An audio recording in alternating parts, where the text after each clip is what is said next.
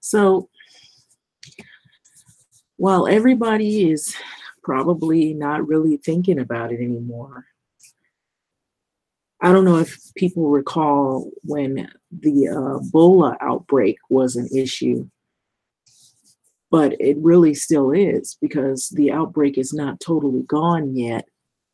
And so there were two patients that escaped, as they said, from a treatment facility in the Congo. And that was raising fears that the virus could spread. And then again, it was reported that it was more than two. So right here, it's showing that two Ebola patients who fled the quarantine may have exposed dozens to the virus.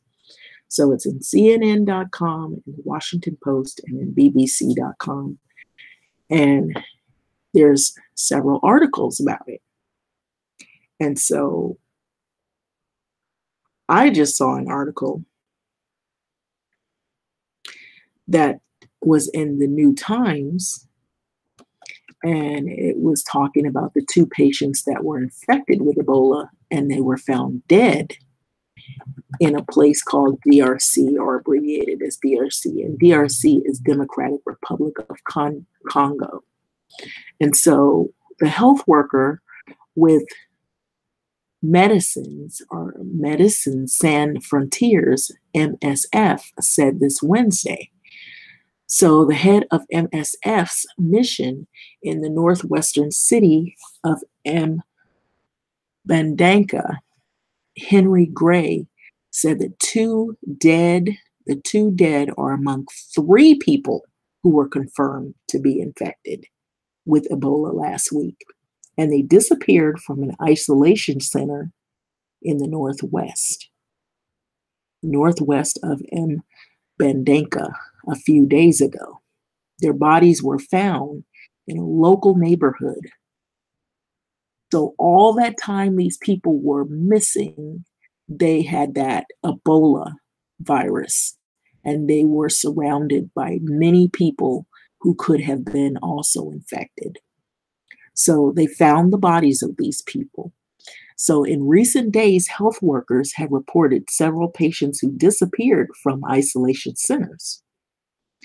So the health ministry has yet to comment on the information regarding the deaths of the two people.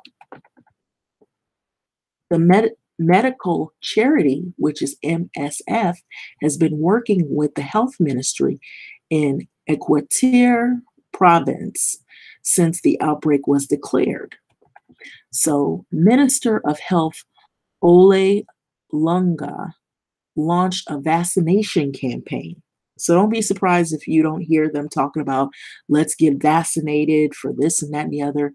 So there's a campaign for vaccinating people on Monday in Mbandanka against the Ebola epidemic that has been raging in Equateur in the northwestern DRC since May 8th.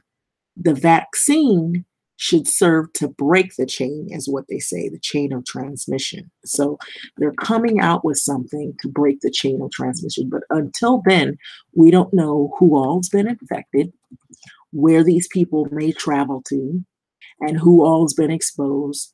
And we know that it actually was here in the US. So these are places probably people are thinking, oh, that's far out. It has nothing to do with us, but it was here. It made its way here. And so it's funny that they don't really talk about this that much.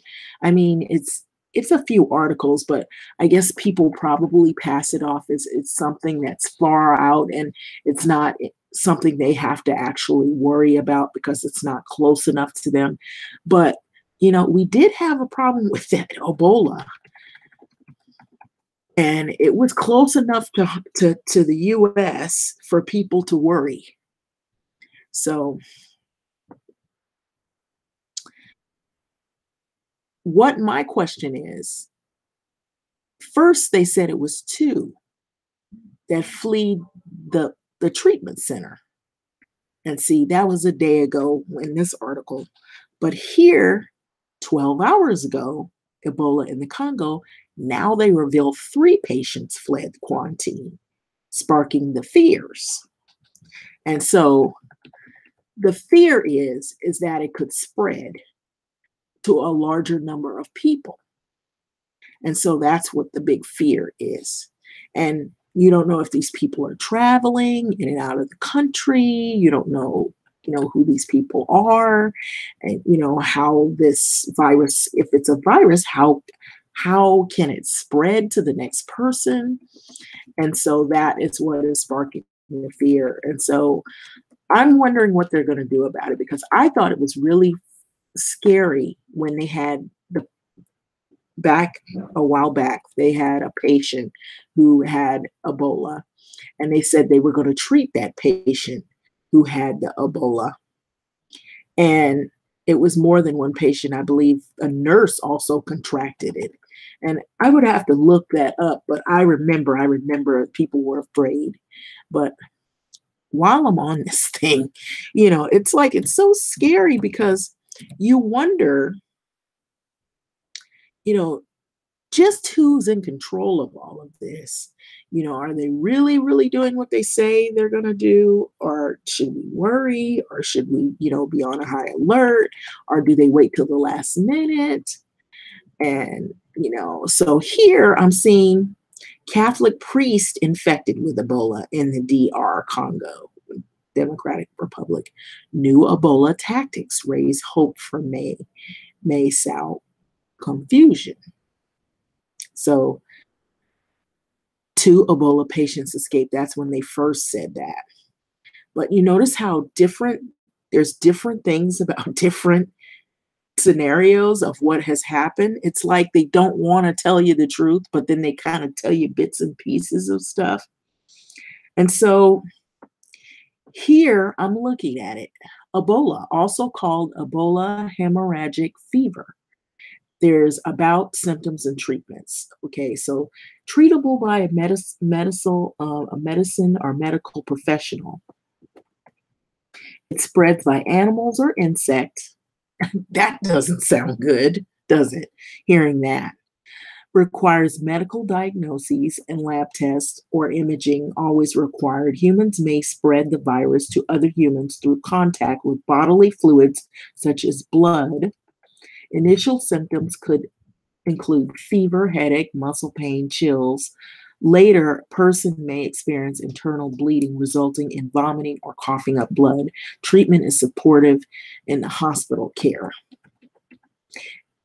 How it spreads: by saliva, kissing, shared drinks, by touching contaminated surfaces, blankets, and doorknobs, by animals, insect bites or stings, by blood products, unclean needles, unscreened blood. So that doesn't sound good when you hear animals and insect like mosquitoes could actually have that. Just think of it. And how far can mosquitoes travel? A long ways.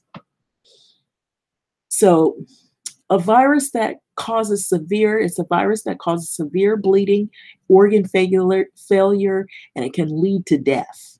So this is pretty serious for those patients to leave that quarantine facility, and all of a sudden you don't know who has been exposed to this deadly virus. So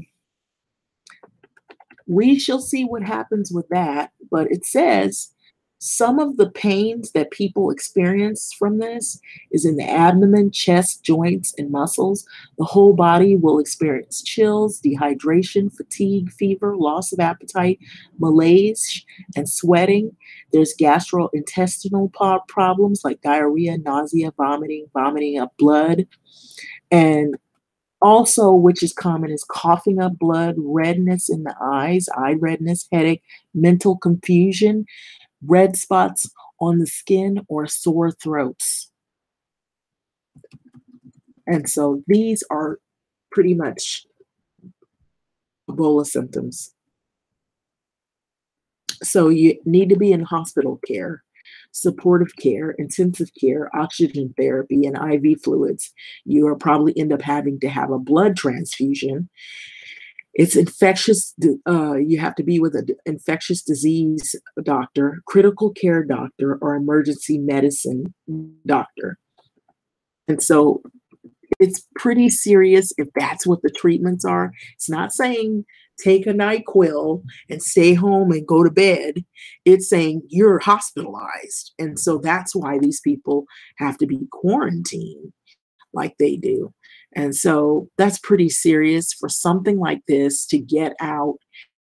And just how many people now have been exposed to that? That's the big question. And how far will this disease virus travel? Will we once have to see this again? So,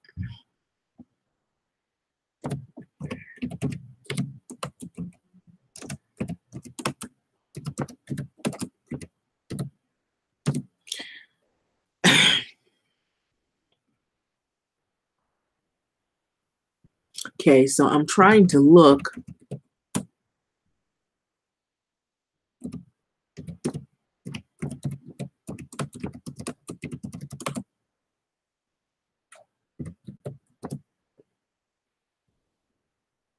Okay, so this is what I was talking about before. I just needed to find it. So both were nurses who treated an Ebola patient. Both have recovered, it said. This was September 30th of 2014. The CDC announced that Thomas Eric Duncan, a reportedly 42-year-old, later corrected by CDC reports as a 45-year-old Liberian national visiting the US from Liberia, had been diagnosed with Ebola in Dallas, Texas. And so Ebola virus cases in the US, and so it's there, it talks about it. And so that's what I was wondering about. I'm like, cases of Ebola diagnosed in the US. It was confirmed the first laboratory confirmed case of Ebola to be diagnosed in the US in a man who had traveled to Dallas, Texas from Liberia. The man did not have symptoms when leaving Liberia, but developed symptoms approximately 4 days after arriving to the US. And so this is the kind of stuff that people should kind of be taking serious, because you don't know how many, some people are, travelers. They go in and out of the country, they have passports and what have you, and they're able to go back and forth. Maybe they have dual citizenships. You don't know who's been infected. And so that's a pretty serious issue. It's not a laughing matter. I think they really should hop on this, because now you don't know who all those people, that those 3 patients, or you don't know if it was just 3 patients. They may just be saying 3 because they don't want to alarm everybody, but it could have been more than 3 that, decided to leave the quarantine area. And who knows who has been infected by this by now. And it took 4 days before this one guy arrived to the US to learn that he was actually infected with Ebola. And so it doesn't look like this takes very long to kill a person either. It's pretty lethal. And I think it's rapid in terms of how it kills. So, you see with all the symptoms, you're basically bedridden until death if they're not able to, rid you of the virus.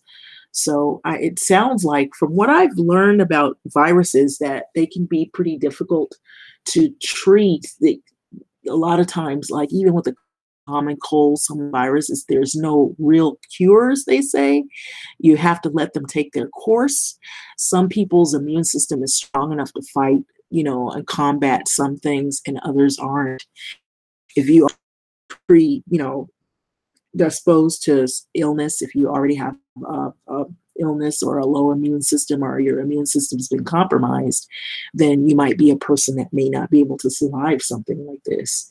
And who knows who would affect more quicker, and we don't know nowadays, now that we have people, right now, I know there's a lot of rules and laws in place, but people will sneak over and flee one country and go to another country, and they may be infected with these things. You don't know, and so it's just a pretty heavy concern as to now who all have these people been around and exposed this virus to, because a virus can travel and spread pretty quickly.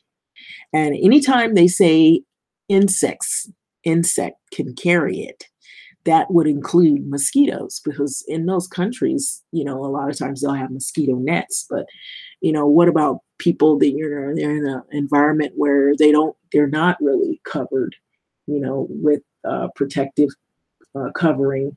They're exposed to insect, maybe bad water, an environment where it breeds these type of or harbors these type of viruses, and so it's easily spread. So this is the thing that I noticed they don't really talk very much about it in the beginning, because stuff like this could possibly create a lot of concern by just regular people, especially when they were worried about the Zika thing.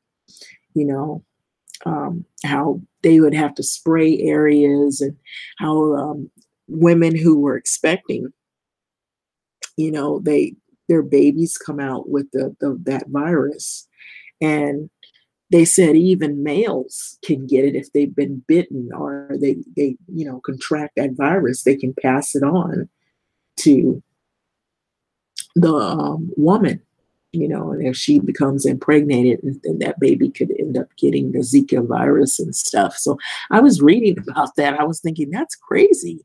How does that happen? But I guess anything's possible. Anything is possible. So with this Ebola, though, this right here is pretty serious to me. I would assume to be serious, because now you don't know who has been infected now.